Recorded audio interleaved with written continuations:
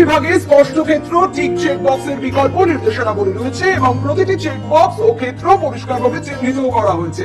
আবেদনকারী এবং যাচাইকারী কর্মকর্তাদের জন্য প্রয়োজনীয় নির্দেশাবলী প্রদান করা হয়েছে। শুরুতেই ফর্মে এটা লেখা আছে, একটু দেখিয়ে দিই। তিনটে পার্ট রয়েছে, একদিকে বিভাগ বা ক্ষেত্র রয়েছে, অন্যদিকে বিকল্প বা ইনপুট রয়েছে, আর নির্দেশনা।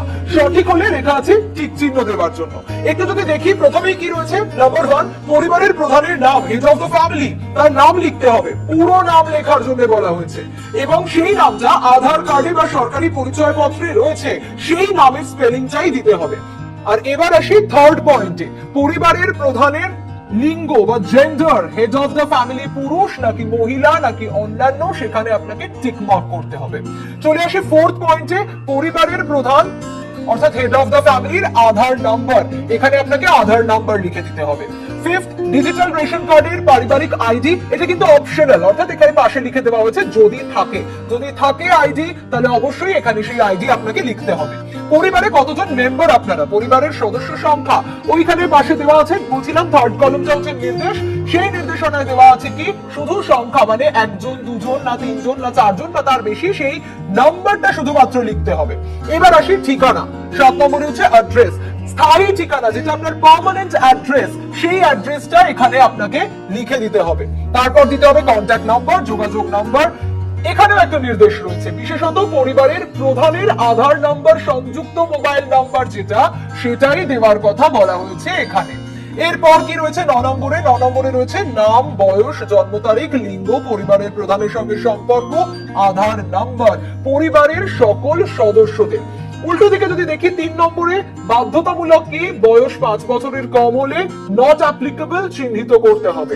অনলাইন আধার যাচাইকরণ, এখানে এই যে সদস্য 1, তার নাম, তার বয়স, তার জন্ম তারিখ, তার জেন্ডার, তার পরিবারের প্রধানের সঙ্গে কি রিলেশন, তার আধার নাম্বার। আপনাদের জানিয়ে রাখি যে এই যে ফর্মটা আপনারা দেখছেন, এই অন্নপূর্ণা যোজনার ফর্ম কিন্তু 12 পাতার একটা ফর্ম, যেখানে পাই টু পাই প্রত্যেকটা ডিটেইল আপনাদেরকে পুট করতে হবে। 1 নম্বর পাতা গেল, এখানেই রয়েছে কতজন সদস্য। যদি আমরা দেখি তাহলে এখানে কিন্তু ফর্ম যে সেকেন্ড পেজ, সেখানে সদস্য 2 রয়েছে, অর্থাৎ যদি 2 জন সদস্য, 3 জন সদস্য, 4 জন সদস্য তাদেরকে রয়েছে, এতেই 2 নম্বর পেজটা মোটামুটি শেষ। অর্থাৎ আপনার পরিবারে যতজন সদস্য রয়েছে 1 থেকে 5 অবধি, 5 জন অবধি আপনি পুট করতে পারবেন, এবং সেখানে তাদের প্রত্যেকের ডিটেইল ইনফরমেশন দিতে হবে। সেই ডিটেইল ইনফরমেশন গুলো কি কি, তার নাম দিতে হবে, বয়স দিতে হবে, জন্ম তারিখ দিতে হবে, লিঙ্গ দিতে হবে, জেন্ডার দিতে হবে, এবং পরিবারের প্রধানের সঙ্গে তার কি সম্পর্ক, সঙ্গে অবশ্যই তার আধার নাম্বার দিতে হবে। দ্বিতীয় পেজটা এভাবেই কাটলো। এবার থার্ড পেজে যদি আমরা নজর রাখি, বলছিলাম আপনাদের যে 12 পাতার একটা ফর্ম রয়েছে এই অন্নপূর্ণা যোজনা, সেখানে 10 নম্বর পয়েন্টে রয়েছে পরিবারের প্রধান এবং পরিবারের সকল প্রাপ্তবয়স্ক সদস্যদের ব্যাংক অ্যাকাউন্ট, নগদ অর্থ স্থানান্তরের জন্য এই ব্যাংক অ্যাকাউন্ট নাম্বার দিতে হবে। ওখানে একটা নির্দেশনায় কি রয়েছে, ডিবিটি ক্রেডিটের জন্য আধার লিংক যুক্ত ব্যাংক অ্যাকাউন্ট, অর্থাৎ ডিরেক্ট ব্যাংক ট্রান্সফার ক্রেডিটের জন্য আধার লিংক যুক্ত ব্যাংক অ্যাকাউন্ট, সেই নাম্বারটা দিতে হবে। এবার সদস্য ওয়াইজ কি কি পুট করতে হবে ইনফরমেশন, কোন ব্যাংক, সেই ব্যাংকের অ্যাকাউন্ট নাম্বার কি, অর্থাৎ সেই ব্যক্তির অ্যাকাউন্ট নাম্বার কত ব্যাংকের, সঙ্গে অবশ্যই ব্যাংকের আইএফএসসি কোডটা দিতে হবে। ঠিক এইভাবেই ফিল আপ করতে হবে 1 জন, 2 জন, 3 জন, 4 জন এবং 5 জন। যে 5 সদস্য অবধি আপনি ফিল করতে পেরেছিলেন, আপনার পরিবারের সদস্য সংখ্যা যত, ঠিক সেই সদস্য সংখ্যা ধরেই কিন্তু এই কলামগুলো আপনাকে ফিল করতে হবে। 3 নম্বর পাতা ঠিক এভাবেই শেষ হলো। এরপর যদি আমি 4 নম্বর পেজে চলে আসি, তাহলে সেখানে কি রয়েছে, 11 নম্বর পয়েন্টে রয়েছে এপিক ভোটার তালিকার অংশ নাম্বার সহ, মানে হেড অফ দ্য ফ্যামিলি এবং সকল প্রাপ্তবয়স্ক সদস্য যারা রয়েছে তাদের ভোটার তালিকার অংশ নাম্বার সহ। এখানে নির্দেশনা কি নির্দেশনা রয়েছে, বিধানসভা নির্বাচনী ক্ষেত্রের তালিকা কি দিতে হবে, হেড অফ দ্য ফ্যামিলির এপিক নাম্বার, বিধানসভা ক্ষেত্র এবং অংশ নম্বর। এরপর হেড অফ দ্য ফ্যামিলির হয়ে যাওয়ার পর ঠিক সেম ভাবে যারা ফ্যামিলি মেম্বার তাদের দিতে হবে। দেখুন সদস্য 1, সেখানে এপিক নাম্বার, বিধানসভা ক্ষেত্র, অংশ নাম্বার। ঠিক আগে যেরকম 5 জন সদস্যের ছিল, এক্ষেত্রেও কিন্তু সেটাই রয়েছে, সেই 5 জন সদস্য। বাড়িতে যদি 2 জন সদস্য হয় তাহলে সেটা 2 জন সদস্যের, যদি 3 জন হয় তাহলে 3 জন, এভাবে 5 জন সদস্য অবধি দেওয়া আছে। এরপর আরেকটা পয়েন্ট আছে 12, সেখানে হচ্ছে অসংরক্ষিত এবং অসংরক্ষিত আর্থিকভাবে দুর্বল শ্রেণী। আর এবার যদি নির্দেশনার দিকে একটু নজর রাখি, কি দেওয়া রয়েছে সেখানে? প্রযোজ্য জাতিগত শংসাপত্র, আর্থিকভাবে দুর্বল শ্রেণী ইডব্লিউএস শংসাপত্র, ক্রিমি লেয়ার শংসাপত্র ইত্যাদি। তো এইখানে আপনাকে টিক মার্ক করতে হবে, ইউআর না ইউআর ইডব্লিউএস, সেটা আপনাকে টিক মার্ক করতে হবে। এরপর 5 নম্বর পাতা, না 4 নম্বর পাতাতেই যা রয়েছে তারই এখানে কন্টিনিউয়েশন রয়েছে। অর্থাৎ এই ক্ষেত্রে কি কি রয়েছে বিভাগে? অসংরক্ষিত, অসংরক্ষিত আর্থিকভাবে দুর্বল শ্রেণী, তফসিলি জাতি বা এসসি, তফসিলি উপজাতি বা এসটি, অন্যান্য অনগ্রসর শ্রেণী বা ওবিসি, এবং বিশেষভাবে ঝুঁকিপূর্ণ জনজাতি গোষ্ঠী বা পিভিটিজি বা অন্যান্য। যেটা হবে সেখানে আপনাকে টিক মার্ক দিতে হবে। এরপর আসি এই বিভাগেরই ক্ষয়ে, রেশন কার্ড, খাদ্য ভর্তুকি, সেখানে সঠিক হলে টিক চিহ্ন দিতে বলা হয়েছে। এবার আসি এই বিভাগের ক্ষয়ে, ক্ষয়ে কি রয়েছে? রেশন কার্ড, খাদ্য ভর্তুকি। আপনার কি ডিজিটাল রেশন কার্ড আছে? টিক নাম্বার দিতে বলেছে নির্দেশনায়। যদি হ্যাঁ হয় তাহলে হ্যাঁ টিক দেবেন, যদি না হয় তাহলে নাই টিক দেবেন। এরপর সেকেন্ড পয়েন্ট কি? যদি হ্যাঁ হয়, অর্থাৎ যদি আপনি এখানে টিক করেন, তবে কার্ডের ধরন এবার আপনাকে উল্লেখ করতে হবে। আপনার কি AAY card, PHH card, SPHH card, নাকি আরকেএসওয়াই 1, আরকেএসওয়াই 2, নাকি ভর্তুকিহীন? যেটা আপনার কার্ড, সেই ডিজিটাল কার্ডের কি কার্ড আপনার, সেখানে আপনাকে টিক করতে হবে। 3 নম্বর পয়েন্ট, পরিবারটি রেশন দোকান থেকে মাসিক রেশন তুলছে কিনা? যদি হ্যাঁ হয় তাহলে হ্যাঁ, যদি না হয় তাহলে না। এবার এই বিভাগেরই গয়ে রয়েছে সম্পদ, এখানেও টিক চিহ্ন দেওয়ারই ব্যাপার রয়েছে। বাড়ির ধরন কি? আপনি যে বাড়িতে রয়েছেন সেখানে কি 3 বা তার বেশি পাকা ঘর রয়েছে? নির্দেশনায় একটু নজর রাখি, বসার ঘর ও শোয়ার ঘর মিলিয়ে 3 বা তার বেশি, সিমেন্টের দেওয়াল বা ছাদ যুক্ত। হ্যাঁ হলে হ্যাঁ, না হলে না। জমির মালিকানার ক্ষেত্রেও হ্যাঁ নাতেই উত্তর দিতে হবে, অর্থাৎ টিক করতে হবে, কিন্তু নির্দেশনাটা পড়তে হবে, যেটা ইম্পর্টেন্ট। রেজিস্ট্রেশন নথি, মিউটেশনের কপি এবং আরওআর হাল নাগাদের তারিখ সহ সর্বশেষ জমির রেকর্ডের কপি। জমির মালিকানায় আপনাকে এটা মাথায় রাখতে হবে। 3 নম্বর, পরিবারের সকল সদস্যদের মোট জমির পরিমাণ শতকে কত, শতকে দিতে হবে। ওখানে রেজিস্ট্রেশন নথি, সর্বশেষ আরওআর জমির নথি, সেটা এখানে শতকে আপনাকে লিখতে হবে। চতুর্থ, যানবাহন। আপনি পরিবারের কোন সদস্য কি অবাণিজ্যিক মোটর চালিত 4 চাকার গাড়ি আছে আপনাদের? যদি হ্যাঁ হয় হ্যাঁ, যদি না হয় না। হ্যাঁ মডেল হয় যদি, তাহলে কি কি হবে? যদি হ্যাঁ হয় তাহলে মডেলটা আবার এখানে লিখতে হবে আপনাকে। গাড়ি, জিপ, ট্রাক্টর অন্তর্ভুক্ত করুন। যদি হ্যাঁ হয়, মানে যদি গাড়ির ক্ষেত্রে, জিপের ক্ষেত্রে, ট্রাক্টরের ক্ষেত্রে কোন মডেল, সেটা একটু এইখানে আপনাকে লিখে দিতে হবে। 5 নম্বর পেজ আমরা শেষ করে ফেলেছি। এবার 6 নম্বর পেজে আসি। 6 নম্বর পেজে পরিবার ভিত্তিক সদস্যদের স্বাস্থ্য বীমা, হেলথ ইন্স্যুরেন্সের কথা বলা হয়েছে। যদি না হয় তাহলে না, হ্যাঁ হলে যদি হ্যাঁ হয় তবে সরকারি বা বেসরকারি বীমার অঙ্ক এবং প্রিমিয়ামের বিবরণ সহ উল্লেখ করুন।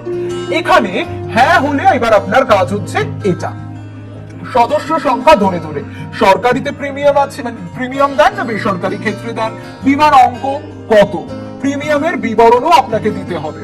সদস্য 2 এর ক্ষেত্রেও সেম ভাবে ফিল আপ করবেন, সদস্য 3 এর ক্ষেত্রেও সেম ভাবে ফিল আপ করবেন, যদি থাকে সদস্য 4 তাও এভাবেই আপনাদের ফিল আপ করতে হবে।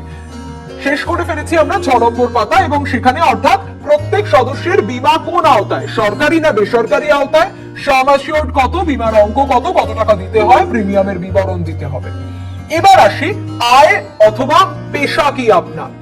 প্রথম, কোন সদস্য কি আয়কর বা পেশাগত কর প্রদান করেন? যদি হ্যাঁ হয় তাহলে হ্যাঁ, যদি না হয় তাহলে না। এখানে আবার মেনশন করতে হবে একটা বিষয়, যদি হ্যাঁ হয়, অর্থাৎ আপনি যদি এখানে ক্ষেত্রে ক্ষেত্রেও সেম ভাবে ফিল আপ করবেন, সদস্য 3 এর ক্ষেত্রেও সেম ভাবে ফিল আপ করবেন, যদি থাকে সদস্য 4 তাও এভাবেই আপনাদের ফিল আপ করতে হবে। শেষ করে ফেলেছি আমরা 6 নম্বর পাতা, এবং সেখানে অর্থাৎ প্রত্যেক সদস্যের বীমা কোন আওতায়, সরকারি না বেসরকারি আওতায়, সাম অ্যাসিওর্ড কত, বীমার অঙ্ক কত, কত টাকা দিতে হয়, প্রিমিয়ামের বিবরণ দিতে হবে। এবার আসি আয় অথবা পেশা কি আপনার। প্রথম, কোন সদস্য কি আয়কর বা পেশাগত কর প্রদান করেন? যদি হ্যাঁ হয় তাহলে হ্যাঁ, যদি না হয় তাহলে না। এখানে আবার মেনশন করতে হবে একটা বিষয়, যদি হ্যাঁ হয় অর্থাৎ আপনি যদি এখানে ঠিক করেন তাহলে আবার এখানে আপনাকে কিছু উল্লেখ করতে হবে। যদি হ্যাঁ হয় তাহলে নাম এবং প্যান নাম্বার আয়কর হলে অথবা পেশা কর হলে উল্লেখ করতে হবে এখানে আপনাকে নির্দেশনার কলমে। এবার আসি, পরিবারের সদস্যদের প্যান কার্ডও আপনাকে দিতে হবে যদি থাকে। হ্যাঁ, যদি হ্যাঁ হয় তাহলে নাম এবং প্যান নাম্বার উল্লেখ করতে হবে। ঠিক এইভাবেই সদস্য 1, 2 ধরে ধরে আপনাকে সদস্যের নাম দিতে হবে, তার প্যান নাম্বার দিতে হবে। 7 নম্বর পেজ শেষ। এরপর 8 নম্বর পাতায় রয়েছে কর্মসংস্থানের ধরন। আপনি কোন জায়গায় চাকরি করেন বা কাজ করেন? আপনি কি সরকারি ক্ষেত্রে কাজ করেন? আপনি কি বেসরকারি ক্ষেত্রে বেতনভুক্ত কর্মচারী? আপনি কি সংগঠিত ক্ষেত্রে স্বনিযুক্ত উদ্যোক্তা, ব্যবসায়ী, মালিক, বিজনেস করেন? বা আপনি কি পার্ট টাইম জব করেন, আংশিক সময়ের কর্মরত? বা অসংগঠিত ক্ষেত্রে স্বনিযুক্ত, সেটা কারিগর, শিল্পী, কৃষক ইত্যাদি পেশা হতে পারে। বা আপনি কি গৃহিণী, হাউসওয়াইফ? বা আপনি কি বেকার নাকি অন্যান্য? এখানে দেখুন, সবচেয়ে উপযুক্ত ঘরে টিক চিহ্ন দিন, যদি থাকে প্রয়োজনীয় নথি স্বঘোষণা জমা দিন। এবার পরিবারের শিক্ষিত প্রাপ্তবয়স্ক সদস্যদের সংখ্যা এবং পরিবারের অশিক্ষিত প্রাপ্তবয়স্ক সদস্যদের সংখ্যা। শিক্ষিত প্রাপ্তবয়স্কদের সংখ্যা কত, অশিক্ষিত প্রাপ্তবয়স্কদের সংখ্যা কত, সংখ্যায় লিখতে হবে। এবার পরিবারের সকল শিক্ষিত প্রাপ্তবয়স্ক সদস্যের সর্বোচ্চ শিক্ষাগত যোগ্যতা প্রদান করতে হবে। এবার কোন সদস্য কি সরকারি কর্মচারী, মানে সে রাজ্যের হতে পারে, সেন্ট্রাল কেন্দ্রীয় হতে পারে, রাষ্ট্রীয় সংস্থা, পিএসইউ, সংবিধিবদ্ধ স্টেট স্ট্যাটিউটরি হতে পারে, সহায়তা প্রাপ্ত হতে পারে? যদি হ্যাঁ হয় তাহলে কিন্তু সেক্ষেত্রে কর্মসংক্রান্ত শংসাপত্র সংযুক্ত করতে হবে, যদি না হয় তাহলে সেটা না।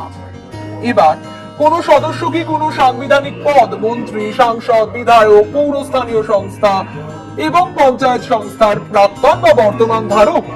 হ্যাঁ আর না, ঠিক তো দেবেন। যদি হ্যাঁ হয় তাহলে অবশ্যই সাবমিট করতে হবে ডকুমেন্ট, প্রয়োজনীয় সহায়ক নথি থাকলে তা জমা দিতে হবে।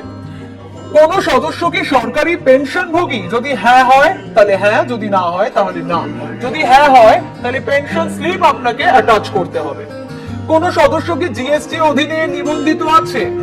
যদি হ্যাঁ হয় তাহলে হ্যাঁ, যদি না হয় তাহলে না। যদি হ্যাঁ হয়ে যায় তাহলে আপনাকে জিএসটি দিতে হবে, মানে নাম্বারটা দিতে হবে। তাহলে ঠিক যেটা বলছিলাম যে পরিবারের বার্ষিক আয় যদি এক্সাম্পল দিয়ে বোঝানো যায়, এখানে আপনাকে লেখাই আছে যে অঙ্কে অর্থাৎ নাম্বারে লিখতে হবে।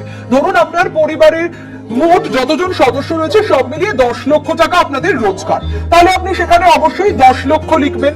যদি সেটা 2 লক্ষ হয় তাহলে 2 লক্ষ লিখবেন। যদি সেটা কথার কথা এক্সাম্পল হিসেবে 12 লক্ষের বেশি হয়ে যায় মোট পরিবারের সদস্যরা যারা রয়েছেন সবার মিলিয়ে আয়, তাহলে আপনি সেটা লিখবেন।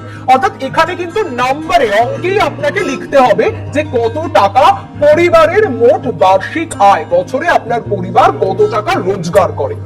এরপর আসি অন্যান্য পরিচয় নথির ক্ষেত্রে।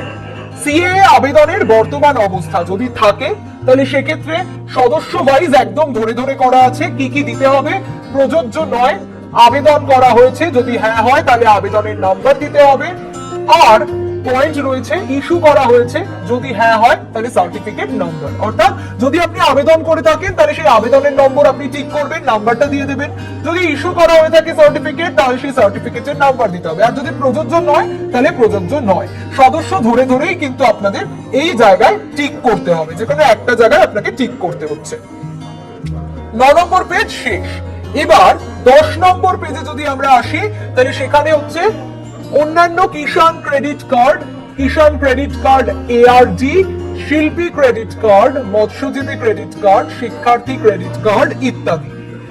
প্রদানকারী কর্তৃপক্ষের বিবরণ দিতে হবে, অর্থাৎ নাম্বার দিতে হবে, সেই কার্ডের নাম্বার কোন তারিখে সেই কার্ডটা ইস্যু করা হয়েছে এবং প্রদানকারী কর্তৃপক্ষ কারা আপনাকে সেই কার্ড দিয়েছে সেই কর্তৃপক্ষের বিবরণটা এখানে দিতে হবে। কাদের দ্বারা আপনি সেই কার্ডটা পেয়েছেন, কারা প্রদান করেছে আপনাকে সেই কার্ড। এবার 3 নম্বর পয়েন্ট, এসআইআর খুব গুরুত্বপূর্ণ। যদি এসআইআর 2026-এ নাম বাদ পড়ে থাকে তবে মামলাটি ট্রাইব্যুনালের বিচারাধীন কিনা, তার কারণ বলাই হয়েছে যদি ট্রাইব্যুনালে মামলা বিচারাধীন হয় সেক্ষেত্রে কিন্তু এই ফর্ম ফিল আপ করতে আপনি পারবেন, মানে আপনি টাকা পাবেন। এই জায়গায় দাঁড়িয়ে প্রযোজ্য নয় না আর হ্যাঁ, যদি হ্যাঁ হয় তাহলে সেই মামলার বিবরণটা আপনাদের দিতে হবে। একেবারে এখানেও সদস্য ধরে ধরে দেওয়া রয়েছে, প্রত্যেকের ক্ষেত্রেই কিন্তু সেটা ফিল আপ করতে হবে যদি থাকে। এরপর সামাজিক মর্যাদা এবং নির্ভরশীল ব্যক্তিগণ, বিদ্যালয়ে অধ্যয়নরত পরিবারের সকল শিশুর বিবরণ। নির্দেশনাটা একটু ফোকাস করি। বিদ্যালয়ের ধরনের ড্রপ ডাউন, অন্যান্য নির্বাচন করলে অনুগ্রহ করে বিস্তারিত উল্লেখ করুন, যেমন ওপেন স্কুলিং, হোম স্কুলিং ইত্যাদি। এবার একটু দেখি যে কি কি পয়েন্ট, মানে কোথায় টিক করতে পারবেন, কি কি অপশন আছে। প্রথমত শিশুর নাম দিতে হবে, কোন ক্লাসে সে পড়ে সেটা দিতে হবে, কোন স্কুলে পড়ে দিতে হবে। এবার ধরো সেটা কি সরকারি সাহায্যপ্রাপ্ত নাকি স্পন্সর্ড বিদ্যালয়, এটা একটা পয়েন্ট। সেকেন্ড অপশন বেসরকারি বিদ্যালয়, থার্ড অপশন স্বীকৃত মাদ্রাসা, ফোর্থ অপশন অন্যান্য মাদ্রাসা, আর ফিফথ অন্যান্য, যেখানে ঠিক এই নির্দেশনায় বলে দেওয়া হয়েছে সেটা কি ওপেন স্কুলিং নাকি স্কুলিং সেইটা এই অন্যান্য পোর্শনে আপনাকে মেনশন করে দিতে হবে যদি আপনাকে অন্যান্যটা সিলেক্ট করতে হয়। না হলে এই অপশন থেকে যে কোনো এক জায়গায় আপনি ঠিক করতে পারবেন। একেবারে যে শিশু সদস্য যে জায়গায় পড়াশোনা করে তার নাম, ক্লাস, বিদ্যালয়ের নাম এবং ধরন আপনাকে দিয়ে দিতে হবে। এবার আসি লাস্ট পেজে, শিশুদের টিকাকরণ কি হালনাগাদ রয়েছে? নির্দেশনায় ফোকাস করি একটু। যদি হ্যাঁ হয়, মানে আপনি যদি হ্যাঁ বা না এর মধ্যে হ্যাঁ টিক করেন তাহলে টিকাকরণ কার্ড আইডি, যদি না হয় তাহলে শেষ টিকা নেওয়ার তারিখ, টিকা না নেওয়ার কারণ। মানে হ্যাঁ এর ক্ষেত্রে হলে আপনাকে টিকাকরণ কার্ড আইডি দিতে হবে, যদি আপনি না এ টিক করেন তাহলে শেষ টিকা নেওয়ার তারিখ কবে, আর যদি টিকা না নেওয়া হয় তাহলে তার রিজনটা কি এই নির্দেশনায় আপনাকে লিখে দিতে হবে এখানে। এবার আসি অন্যান্য প্রকল্প ও অভিযোগ। আপনি কি ডিবিটি বা পেনশন ইত্যাদির মতো সরকারি প্রকল্পের অধীনে কোনো সুবিধে পাচ্ছেন, মানে অন্য কোনো সুবিধা কি পাচ্ছেন? যদি হ্যাঁ হয় তাহলে সেই প্রকল্পের নামটা আপনাকে উল্লেখ করতে হবে, স্কিম তালিকার ড্রপ ডাউন প্রদান করা হবে। না হলে তো না, কিন্তু হ্যাঁ হলে কোন প্রকল্পের সুবিধা আপনি পাচ্ছেন ডিবিটি বা পেনশন ইত্যাদির মতো সরকারি প্রকল্পে সেটা আপনাকে লিখে দিতে হবে। বাদ দেওয়া হলে কারণ অফিসার কর্তৃক পূরণীয়, এটা অফিসার দ্বারাই পূরণ হবে কিন্তু যদি বাদ দেওয়া হয় তার কারণটা কি। এবার ঘোষণা আর সম্মতি লাস্ট, এই ফর্মের একদম শেষে কি রয়েছে, আমি এই মর্মে ঘোষণা করছি যে উপরে প্রদত্ত তথ্যসমূহ সত্য এবং প্রযোজ্য ক্ষেত্রে সকল সহায়ক নথি প্রদান করেছি। উপরে উল্লিখিত কোনো মানদণ্ড গোপন করিনি। আমি অবগত যে আমার দ্বারা প্রদত্ত কোনো তথ্য মিথ্যা প্রমাণিত হলে তার জন্য আমি আইনানুগ শাস্তির যোগ্য হব। এখানে আপনি সেটা সম্মতি জানাচ্ছেন এবং সিগনেচার করছেন। আপনি সম্মতি জানাচ্ছেন কিভাবে, টিক করে এখানে, এবং আপনার সাইন। এবার বলি এই